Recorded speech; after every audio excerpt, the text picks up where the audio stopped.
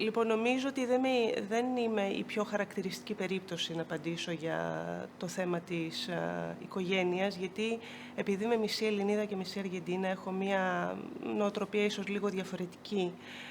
Βέβαια, η Ελλάδα, όπως και η Ιταλία, είναι μεσογειακές χώρες. Η πιο σημαντική ομάδα της κοινωνίας είναι η οικογένεια και περιμένουν οι άνθρωποι από τις γυναίκες να κάνουν παιδιά. Και να παντρευτούν, έστω να παντρευτούν.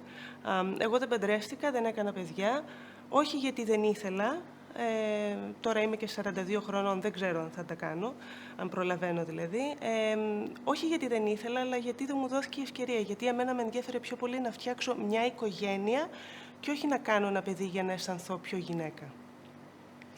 Λοιπόν, και στα ελληνικά δεν υπάρχει λέξη που να χαρακτηρίζει τις γυναίκες που δεν είχαν ή που δεν αποφάσισαν ή δεν μπόρεσαν να κάνουν παιδιά, που να μην έχει μία άρνηση μέσα, όχι μόνο στην παρόλα άτεκνη το στερητικό α, αλλά έχει και μια πιο, κατά τη γνώμη μου, αρνητική χρειά.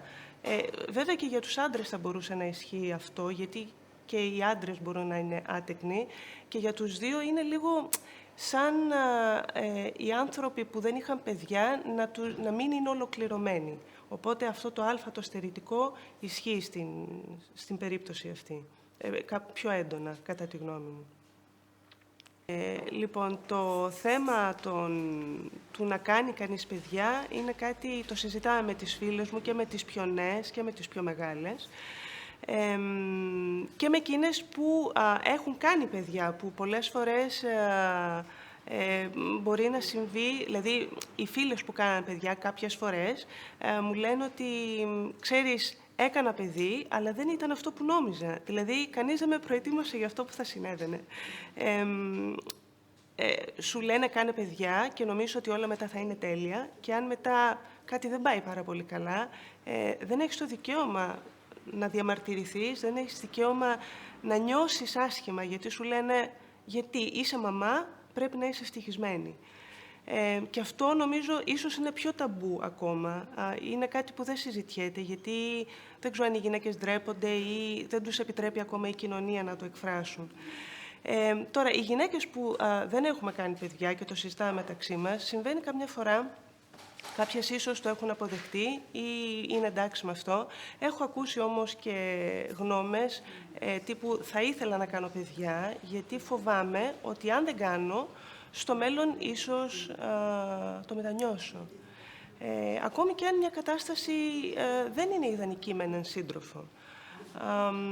Είναι πιο μεγάλη πίεση αυτή του να τεκνοποιήσουν, ίσως και αν ακόμα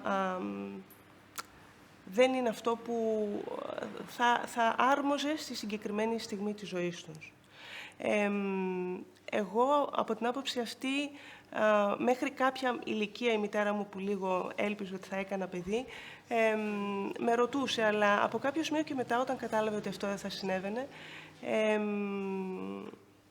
έχει σταματήσει να μου το ζητάει ή να μου το υπενθυμίζει και επίσης και κανένας δεν μου λέει γιατί δεν κάνεις παιδιά. Δηλαδή δεν ένιωσα ποτέ τέτοια πίεση. Και ίσως να είμαι τυχερή σε αυτό, ίσως να φαίνομαι ένας άνθρωπος που δεν πειράζει και αν δεν κάνει παιδιά. Η ερώτηση είναι ποια κατά τη γνώμη μου, ποιος είναι ο μεγαλύτερος φόβος των γυναικών που δεν κάνουν παιδιά. Αν μιλήσω για μένα, νομίζω θα ήταν ο φόβος μήπως μείνω μόνη μου. Αλλά από την άλλη νομίζω ότι είναι ένας φόβος που τον έχουν όλοι οι άνθρωποι, ακόμη και αν μήπως καταλήξουν όταν μεγαλώσουν κάποια στιγμή μόνοι τους. Νομίζω όμως ότι για άλλες γυναίκες ίσως ισχύει ο φόβος ότι η κοινωνία μπορεί να τις απορρίψει. Γιατί μια γυναίκα μόνη σε πιο μεγάλη ηλικία μπορεί να φαίνεται κάτι θλιβερό ή μια γυναίκα ξερή, χωρίς χυμούς, χωρίς αυτό που θα έπρεπε να προσφέρει στην κοινωνία. Ενώ στην πραγματικότητα οι γυναίκες είναι άνθρωποι και όπως όλοι οι άνθρωποι μπορούν να προσφέρουν στην κοινωνία και μπορούν να προσφέρουν αυτό που θέλουν και αυτό που μπορούν.